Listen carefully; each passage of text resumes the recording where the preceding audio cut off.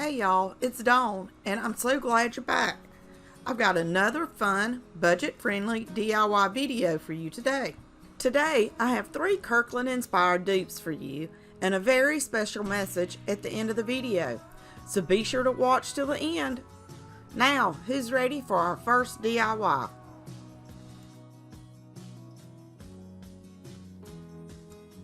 I thought this welcome home sign was so stinking cute when I saw it on the Kirkland'S website, and of course I wanted to put my own twist on it. I used a Dollar Tree 8x10 canvas and removed the canvas from the frame. I first cut around the edge of the canvas so I wouldn't rip it because I will be using it later on this project. I pulled as much of the canvas off of the frame and then used a pair of pliers and some tweezers to remove all the staples. And let me tell you, by the time I was done, I felt like I had been wrestling a 2-year-old. Sometimes it's easy to get the canvas and staples removed, but not on this canvas. But finally, I got everything removed.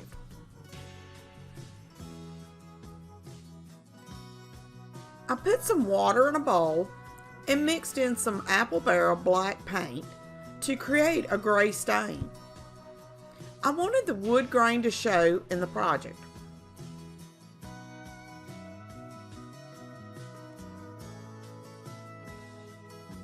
I painted the mixture onto the frame, and don't let the darkness scare you because once you wipe it off, it lightens it up. And wiped it off with a paper towel. For the inside of the frame, I used a white sun hat I think I got from Dollar General for $1. I cut the flower off and found the end of the hat and cut a piece of the plastic string holding the hat together. And then began pulling the string out, which made the hat unravel. And that's just what I needed it to do.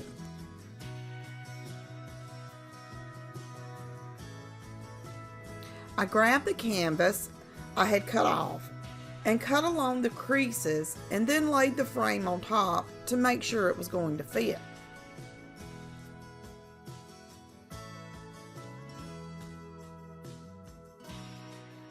I turned the canvas over because I am going to be using the back side of it, the side that is a little bit darker.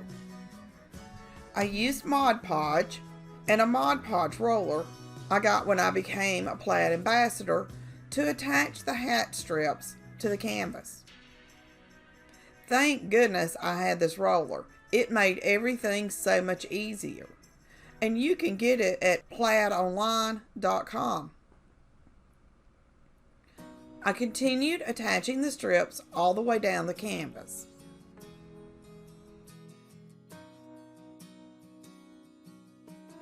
Once I was at the bottom, I went back over the canvas and strips with more Mod Podge.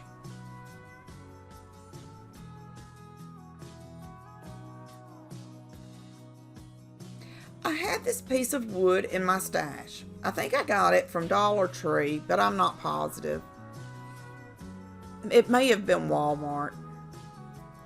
I used the same mixture I had used on the frame and painted it onto the piece of wood. And of course used my hot air gun to dry it.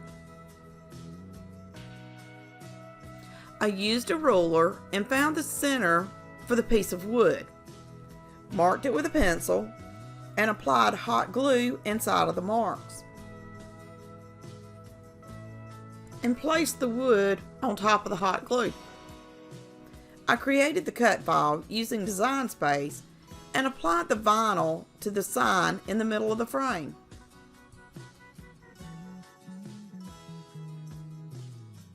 I added a layer of Mod Podge over the vinyl and sign to seal and protect it. And just look at how stinking cute this is. Not actually like Kirkland's, but a good second. And mine cost me less than $2. not 30. Let me know in the comments what you think of this cute little welcome home sign. And now for our second DIY.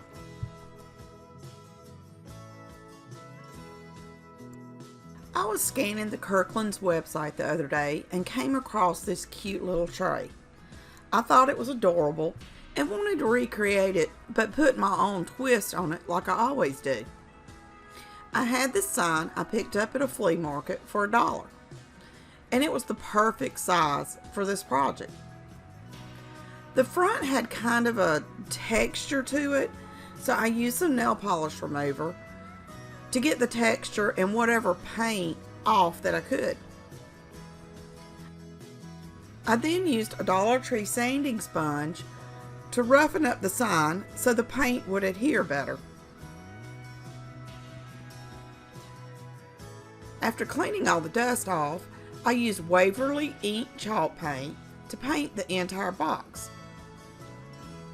You can use whatever color you want, I just wanted to use black. Once the paint was dry, I used Waverly plaster and a chippy brush to distress the little tray.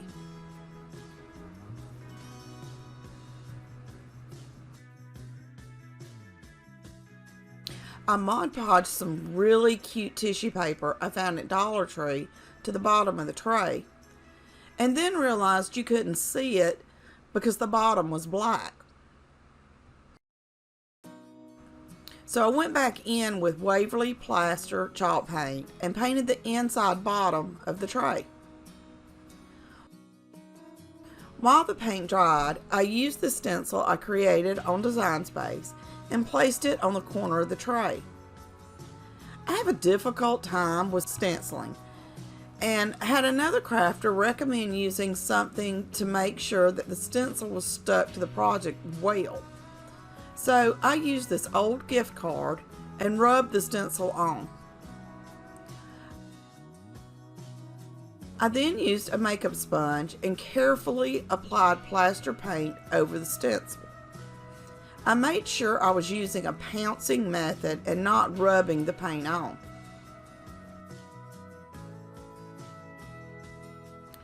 While the stencil paint was drying, I went ahead and reapplied the tissue paper to the inside bottom of the tray. And let me tell you, repainting the bottom with the plaster paint really made a difference. Now you can actually see the beautiful paper.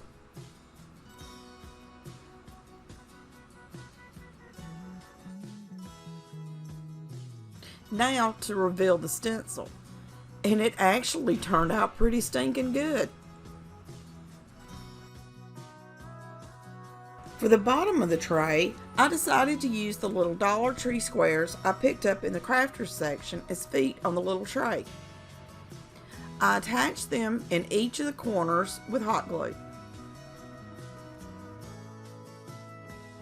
At first I was going to leave them the natural color, but decided to go ahead and stain them with Waverly Antiquing Wax. I painted the wax on and then rubbed it off with a paper towel. I was going for a Kirkland dupe when I started this project, but it turned into a Designs by Gaddis original. I never know what something will turn out like until I'm finished. Does anyone else do that too? Let me know in the comments. This tray may not look like the Kirkland's tray, but I was inspired by it, and I really love the way my little tray turned out. Don't forget to subscribe, and I will see y'all next time. Happy crafting!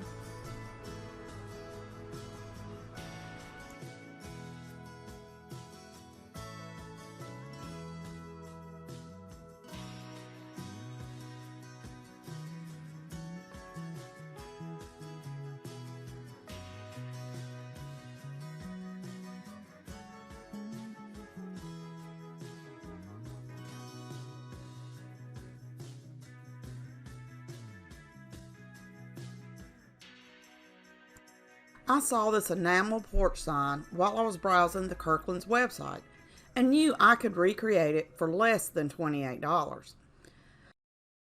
I have had this metal sign in my stash for quite a while.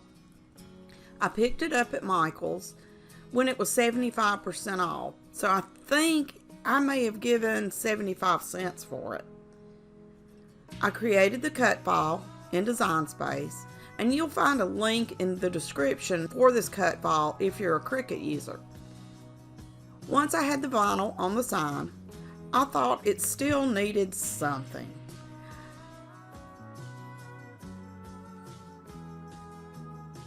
I just didn't like how white it was, and the Kirkland sign looked more like enamel. I used Waverly ink chalk paint and painted around the lip of the sign. I tried to be as careful as possible and to paint straight lines. So this took me a while because I was going very slow.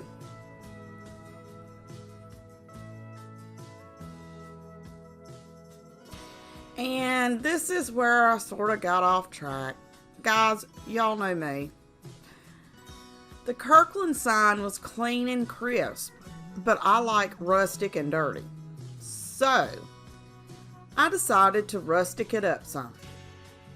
First, I created chipped sections and scratches using the black paint.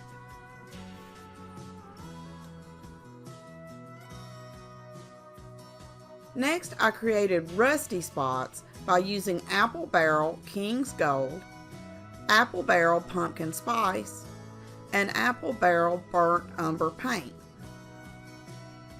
I dabbed a small paintbrush into the colors and then dabbed it onto the areas I wanted to look like rust. I continued doing this until I achieved the desired look that I was going for.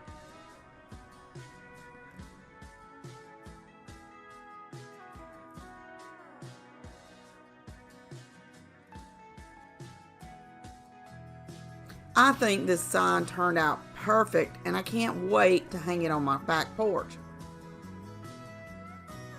Let me know in the comments if you would have left it clean and crisp or distressed it like I did.